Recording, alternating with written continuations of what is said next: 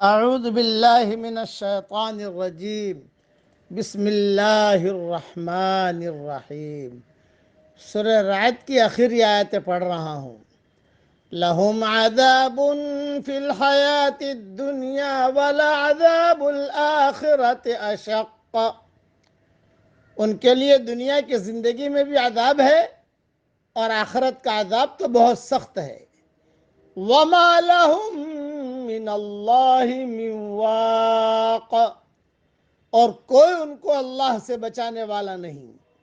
مثل الجنت التي وعد المتقون، اس جنت کی مثال جس کا پرہیزگاروں سے وعدہ کیا گیا ہے ایسی ہے، تجری من تحتها الانہار، کہ اس کے نیچے سے نہریں بہتی ہوں گی، اکلها دائم وظلها، اس کا پھل اور سایہ ہمیشہ رہے گا۔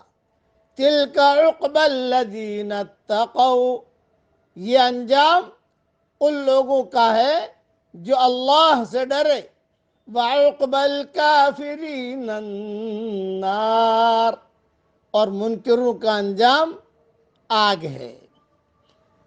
مختصر اس کی تشریح سن لیجئے۔ جنت کی قیمت تقوی ہے، یعنی اللہ کی عظمت کا اتنا شدید احساس جو ڈر بن کر آدمی کے دل میں سما جائے۔ جو لوگ دنیا میں خدا سے ڈرے وہی وہ لوگ ہیں جو آخرت کے ان گھروں میں بسائے جائیں گے جہاں آدمی کے لیے کسی قسم کا ڈر نہ ہوگا، جس کے چاروں طرف سرسبز باغات ان کی عظمت و شان کو دو چند کر رہے ہوں گے۔ اس کے برعکس حال ان لوگوں کا ہے جو دنیا میں بے خوف بن کر رہے، وہ آخرت میں اپنے آپ کو آگ کی دنیا میں پائیں گے۔ اسی لیے یہ ذہن میں رکھنا کہ جھوٹے الفاظ کہہ کر اپنی زندگی مت گزارو۔ اس قسم کے جھوٹے الفاظ کبھی اللہ دکھائی نہیں دیتا، یہ تو جنت دکھائی نہیں دیتی، جہنم دکھائی نہیں دیتی، یہ اس قسم کے جملے زبان سے نہ نکالو۔ ہاں، اس قسم کے جھوٹے الفاظ کسی آدمی کو صرف موجودہ دنیا میں سہارا دے سکتے ہیں۔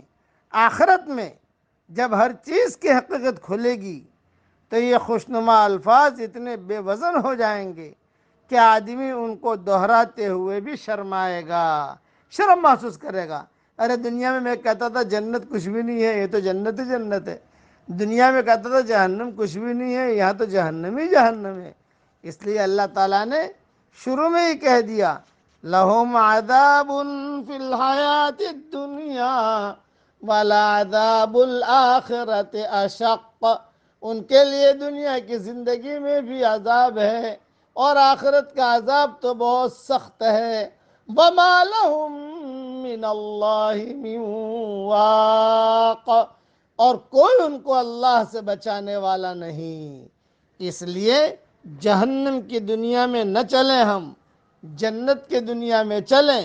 میں دعا کرتا ہوں کہ اللہ ہم سب کو تو دنیا میں بھی جنت عطا فرما اور مرنے کے بعد بھی جنت عطا فرما۔ آمین۔ وآخر دعوانا ان الحمد للہ رب العالمین۔